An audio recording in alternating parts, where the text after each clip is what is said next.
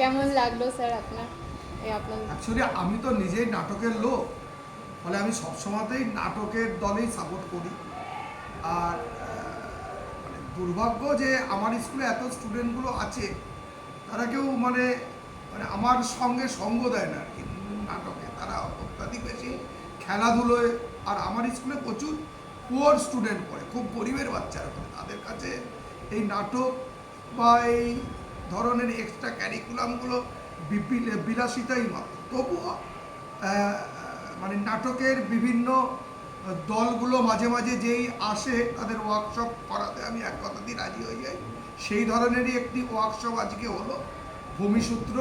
ফলে আমার খুব ভালো লাগলো যে ওরা অন্তত আজকে চিরাচরিত যে বই খাতার রুটিনের বাইরে 2 ঘন্টা একটু নিজেদের মতো করে কি ওরা মানে এনজয় করলো, আনন্দ করলো।